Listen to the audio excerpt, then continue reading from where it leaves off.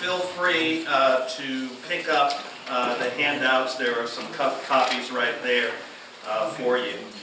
So God bless you tonight. We're going to continue with our discussion of the names of God. And last week when we were together, or the week before last when we were together, we ended up on the important name Jehovah Rapha. And as you remember, that's in Exodus chapter 15, verse 26. It is the Lord who heals, the Lord who heals. And what we talked about is that God revealed this name to Israel at an important and critical point. They had been brought out of Exodus, out of Egypt. They had been brought across the Red Sea.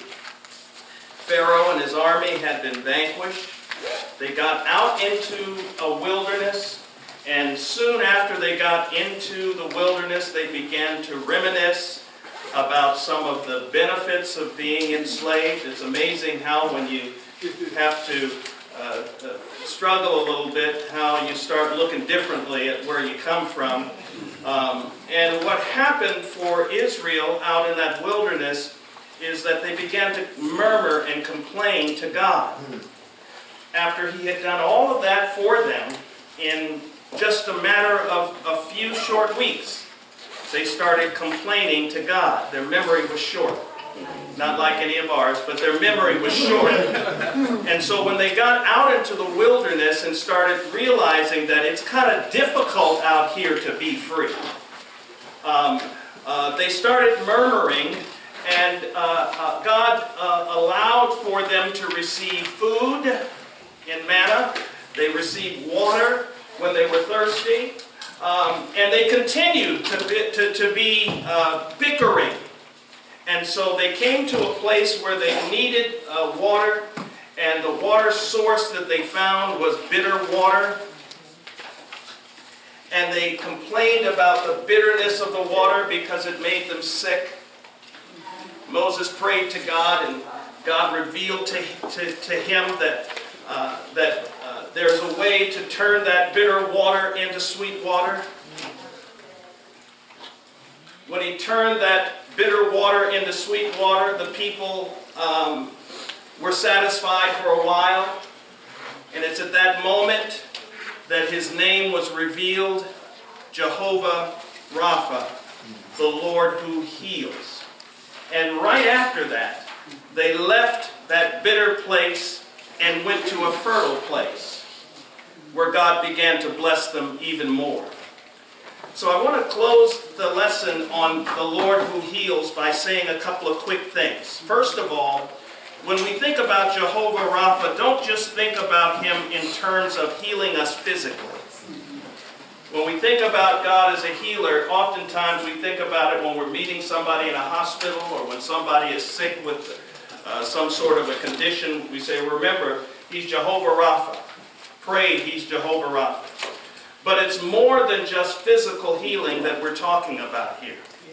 He's a God, through His name, who says that I transform your bitter situations into sweet situations. He's a God who heals. He transforms our barren emptiness into fertileness. He's a God who heals. Jehovah Rapha is more than just physical healing. So what I want to point out to you is a couple of things. Jehovah Rapha, when you understand Him as a healer, you understand Him as someone who will meet you in your area of despair, and He can transform you mind, body, and spirit. Not just physically. Jehovah Rapha is about transformation. It's about total cleansing, total healing, turning our bitter situations into joyful situations. Let me give you a couple of scriptures. Let me have you look, for example, at 1 Chronicles chapter number 7 and verse number 14. No, actually, make it 2 Chronicles. 2 Chronicles chapter 7 and verse number 14.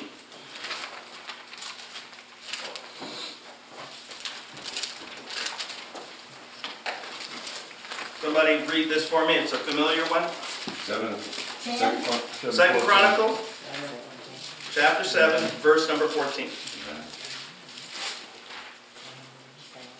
If my people who are called by my name will humble themselves and pray and seek my face and turn from their wicked ways, then I will hear from heaven and will forgive their sin and heal their land. Do what to their land? Heal. Heal their land. Now understand this. Heal their land. Heal their land. I didn't know that land got sick. Heal their land. It is more than the physical change that is being addressed here. Of course, the land represented everything that Israel considered of value. The land was their substance. The land was their inheritance. The land was their source of security. And because of the sin, because they had strayed away from the will of God, because they did not pray and seek His face, that all of those things became corrupted. And God says, when you turn to me, Jehovah Rapha, I will heal your land. I will heal your life. I will heal your spirit. I will heal your emotion. I will transform the barren things in your life to fruitful things. That's what Jehovah Rapha does. The Lord who heals. Let's go to Malachi. Malachi chapter number 3. So He heals our situation when we turn from our wicked ways, when we submit to Him in prayer. But let's see what more we can see about Jehovah Rapha here in Malachi chapter number 3, verse 6 through 12. I am the Lord, and I do not change, and so you, the descendants of Jacob, are not yet completely lost. You, like your ancestors before you, have turned away from my laws and have not kept them. Turn back to me, and I will turn to you. But you ask, what must we do to turn back to you? How far did you say? Down through 12. And notice that there's a similarity in the message here as compared to Chronicles. Turn back to me. Come back into alignment with me. And when you come back into alignment with me, look and see what the outcome is going to be. Go ahead, keep going down through 12. I ask you, is it right for a person to cheat God? Of course not. Yet you are cheating me. Well. How, you ask? In the matter of the tithes and offerings. A curse is on all of you because the whole nation is cheating you. Bring the full amount of your tithes to the temple so that there will be plenty of food there. Put me to the test, and you will see that I will open the windows of heaven and pour out on you an abundance of all kinds of good things. I will not let insects destroy your crops, and your grapevines will be loaded with grapes. Then the people of all nations will call you happy, because your land will be a good place to live in. Oh my goodness.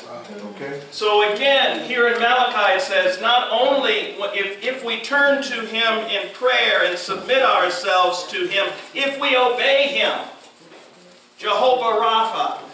In other words, when we are out of alignment with what God's plan is, your life will end up being topsy-turvy. It will be bitter water, just like the occasion that Israel had in Marah. It's bitter water when you're not in alignment with God. But when you turn to Him, when you submit to Him, He is one who heals. He's one who restores. He's one who transforms.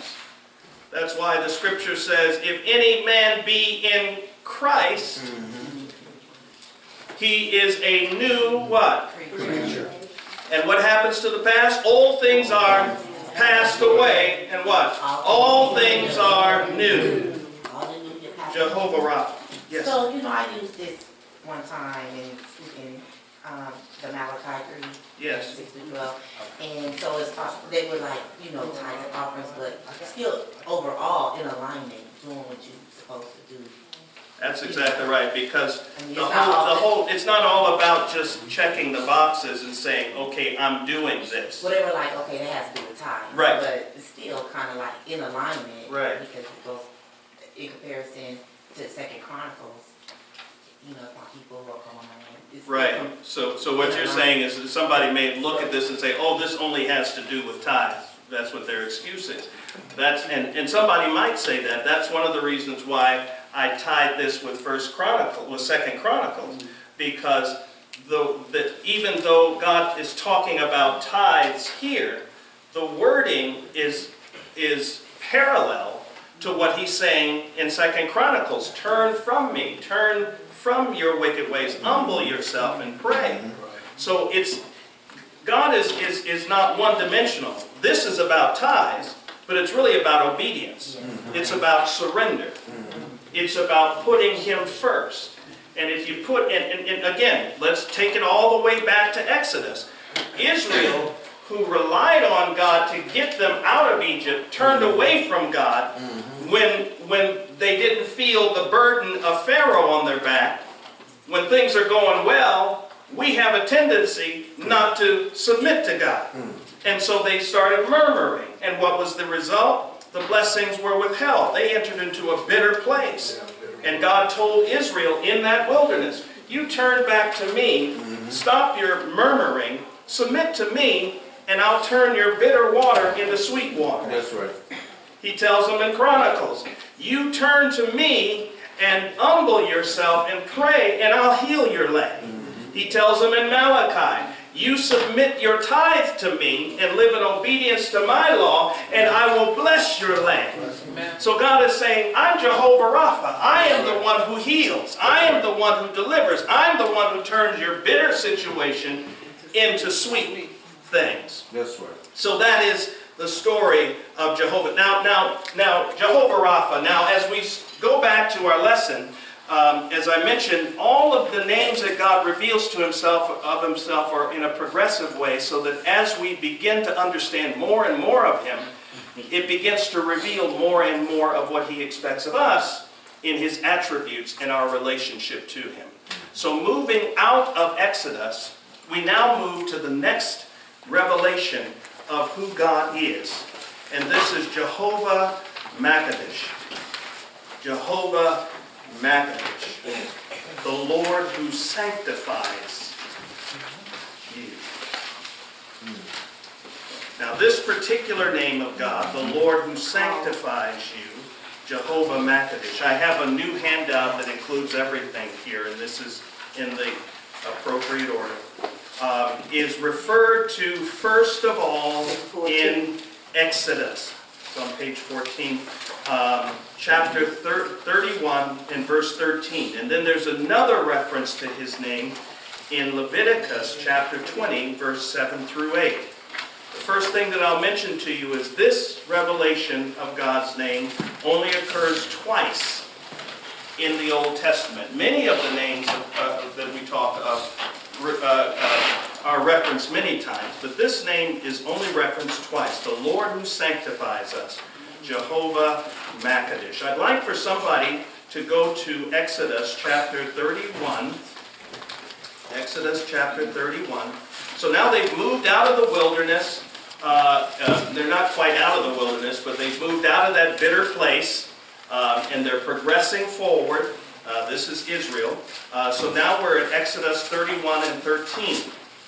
So if someone would find that for me, and then I'd like for someone else to put your finger on Leviticus 20, verse 7 and 8. So let's start off with Exodus. Exodus 31, what? Verse number 13. Speak also to the children of Israel, saying, surely my Sabbath you shall keep, for it is a sign between me and you throughout your generations, that you may know that I am the Lord who sanctifies you. You shall keep the Sabbath, therefore, for it is holy to you. Everyone who profanes it shall surely be put to death. For whoever does any work on it, that person shall be cut off from among his people. Okay, we want to just stop there. We just want to focus primarily, thank you, on verse 13. Speak thou also, this is in the King James, speak thou also unto the children of Israel, saying, verily, my Sabbath shall be kept. Now the Sabbath is, of course, The seventh day, God says, remember the Sabbath to keep it what? Holy. Remember the Sabbath to keep it. This is a command of God. So he says, verily, my Sabbath shall be kept. For it is a sign between me and you throughout all generations. 6 days God worked, and on the seventh day he rested, that ye may know that I am the Lord who doth sanctify you.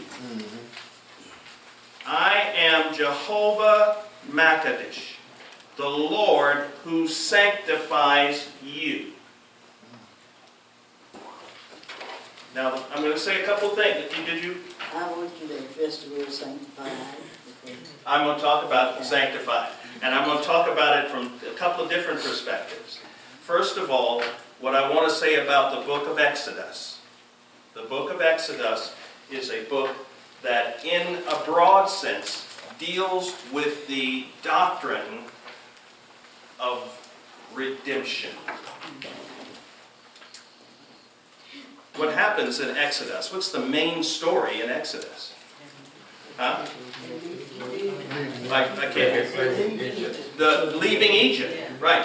So they had been held as slaves for 400 years. And Exodus is in its main story, although they spend a lot of time in the wilderness, but believe it or not, even when they're in the wilderness and not in Egypt, they're still in bondage. Yes, Lord. Right? You don't have to be behind prison walls to be in bondage. That's right. You don't have to be in a jail cell. Yeah. Hallelujah. To be in bondage. You could be walking around with the keys in your pocket and money in your wallet and still be in bondage. So the whole of Exodus is really a book that deals with redemption. Now, if you are the one in bondage, it takes someone outside of your situation to redeem you. Right. If you're the one in bondage, it takes something outside of your situation to redeem you. I can't redeem me if I am the one confined. Something outside of me has to redeem me when I'm in bondage. So the entire book of Exodus deals with the doctrine of redemption, which points us to what God does for us. He did for Israel something Israel couldn't do for themselves. If Israel had the ability, do you think they would have been enslaved all that time? It took God sending a deliverer, Moses, to say, let my people, I'm redeeming what belongs to me. My people, not the people, my people. That's right. Redemption is about reclaiming what belongs to you. So the book of Exodus deals with redemption. Now I say that because we're going to move, we're talking about in this text, the focus of verse number 13 says, part B, it says, for it is a sign between me and you throughout your generations, that you may know that I am the Lord who doth sanctify you. So who does the sanctifying? The Lord. Because in the book of Exodus, it deals with redemption. What God does for those who can't do for themselves. Leviticus. Let's turn to Leviticus 20, 7 through 8. Who's going to read that for me? Sanctify yourselves therefore, and be ye holy, for I am the Lord your God. And ye shall keep my statutes and do them. I am the Lord who sanctifieth you. Okay. So would you start that again for me? Verse 7? Sanctify yourself, therefore, and be ye holy, for I am the Lord your God. That's good. Sanctify yourself.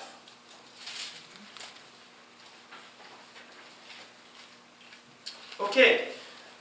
So we just read where God says, I will sanctify you.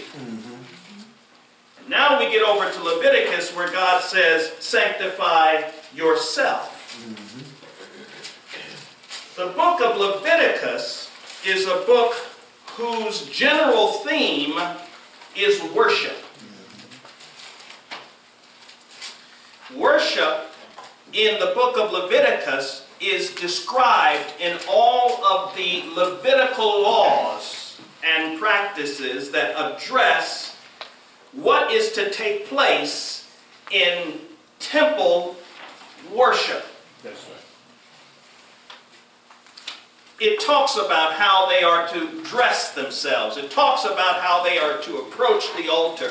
It talks about how they are to deal with the ark. It talks about all of the aspects of the various sacrifices. It's in the book of Leviticus. When you read the book of Leviticus, oftentimes we read it like we're reading a legal journal. And so whenever you read a legal journal, your eyes gloss over. Speed reading. Yeah, okay. Blah, blah, blah, blah, blah. But when you start recognizing that all of that detail is there because it deals with how you approach God, That's right. it reminds us that God demands that we approach Him in a particular way. That's right. Amen. There is a protocol to how you come to God. That's right. Lord. I work for a large company. They have an office of protocol. When a dignitary comes on site, there is a person whose job it is to make sure that there is a sequence of things that happen in a certain way. You just can't come walk up in the director's office and say, here I am. You can't even get on site unless you go through a certain protocol. And if you had an audience with our governor, or certainly with the president, you have to know that there is a protocol. If you were going to meet the Queen of England, you can't just get up there and shake her hand. You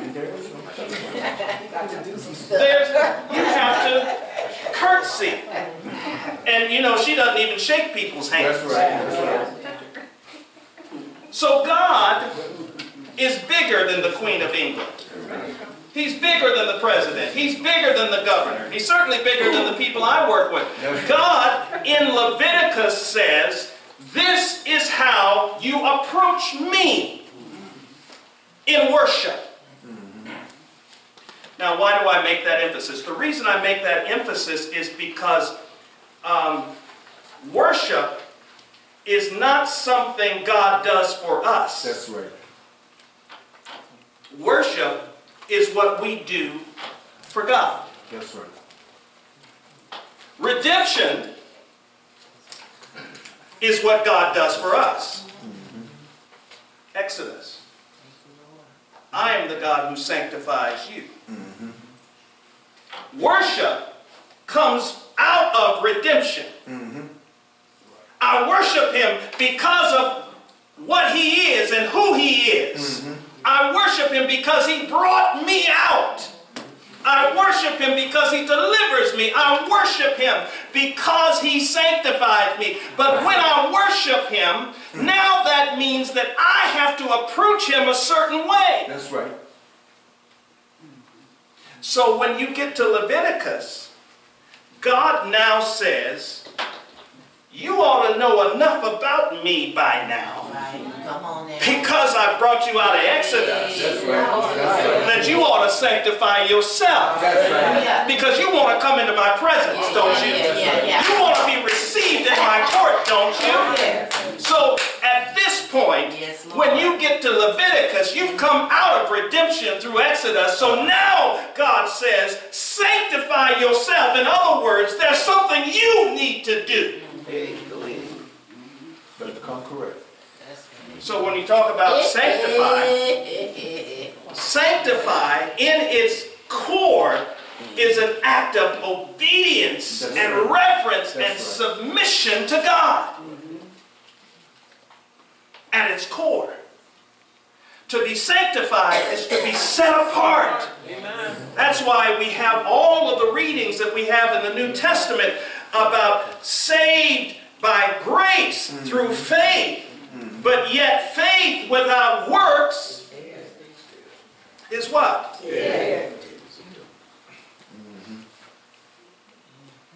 So understand that what we have just looked at, some people would at first glance say these are contradictory. But those are the same people who would say it's contradictory for James to talk about works and for Paul to talk about faith. They're looking at it from two different perspectives. Exodus is dealing with what God has done to bring us to a place of relationship with Him. Leviticus is talking about what you now do now that you're in relationship with Him. Paul talks about how I get saved. James talks about how I live now that I am saved. That's right. That's right. Yeah. So let's talk about this, Jehovah Makkadesh. It's only referenced twice. First in Exodus 31:13, then again in Leviticus 20. So we know that Jehovah means the existing one. It means the Lord. It means to exist. It means suggest to become known, to become. So the word Makkadesh comes from the Hebrew word Kadesh, which means holy, sanctify, consecrate, hallow, sanctuary, dedicate. All of those are words implying being set apart, being reserved. So in the Old Testament, the word is translated holy, meaning a man. The word is translated holy, meaning a man who devotes himself to God and thus separates himself from the rest of the people. To be holy means that I'm separating myself from the world. So when the two words Jehovah Makkadesh come together, it is translated the Lord who sets you apart. That's a different way of saying the Lord who sanctifies you. To be set apart. So the word Makkadesh alone, this word without Jehovah attached to it, is used because that word is a word, to be set apart. It's when it's coupled with the Lord that you get the Lord who sanctifies me. But that word Makkadesh is also in Genesis 2 and 3a.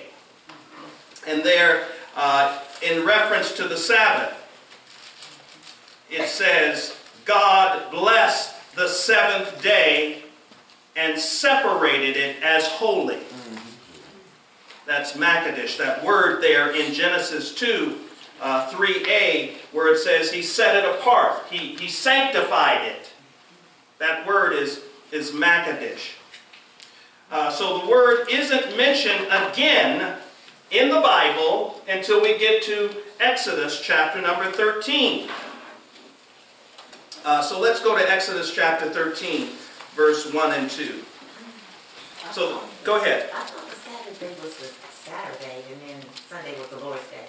That is, did I say Sunday? I said the seventh day. Okay, let me ask you, what is the Sabbath day? The Sabbath day is Saturday. Oh, okay. But the Lord's day is Sunday. Okay, did you And- say that earlier? Did I say Sunday? I don't know if I did or not. Okay, that's okay. I'm sorry. Ain't nobody If gonna I back me did. up. That's Thank you, man.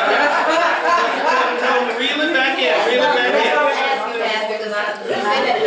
But technically, the Sabbath is a Saturday. And Sunday is the Lord's Sunday is the Lord's day. But then there's more to that story because the Sabbath is Christ. And so when we worship Christ, we are making that Sabbath holy because He is the Sabbath. He's our Sabbath rest according to the book of Hebrews. But you're right, it's Saturday.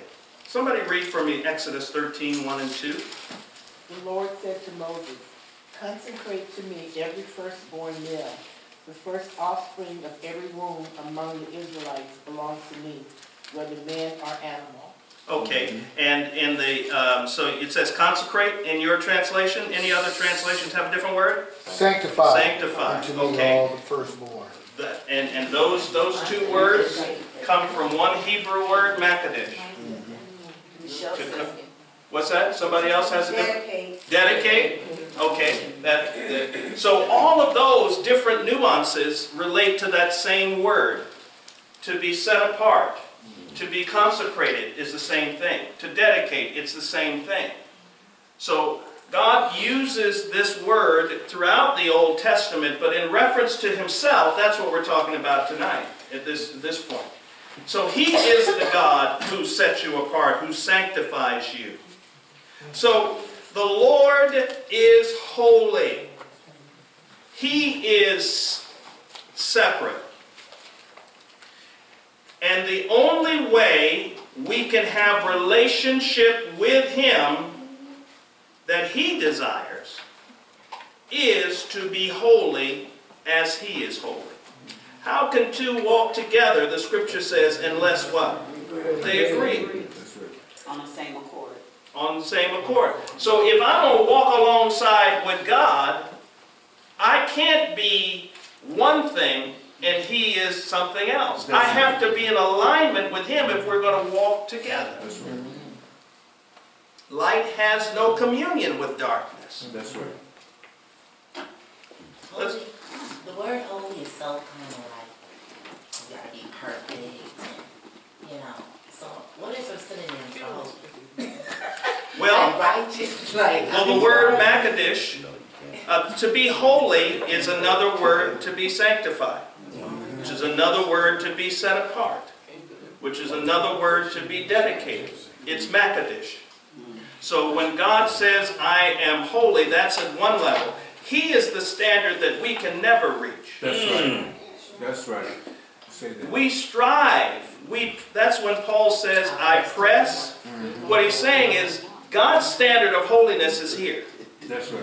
I'm just constantly pressing to get there. It's a process. But I'm not going to get there in this lifetime. That's right. Right. Say that. But when he comes to take me home, I want him to find me still pressing. That's right. Right. And then when I get there, then I achieve the level of holiness that he requires. But I'm never, even when I get there, going to be at the level of holiness that God is. So all the things that we strive to do are to mirror or to reflect on his character as much as can be done in our flesh. So to say holy means that you are set apart. God God himself is set apart. He spoke and it came into being. He is God of the universe. He's not a part of all of this, but he sees it all. So he's set apart, dedicated. That's what we are to do. Consecrated, emptying yourself. All of those things mean holiness, essentially, not perfection. I'm Yes, just thinking one time I did hear you say lean forward and just keep aiming high. there you go.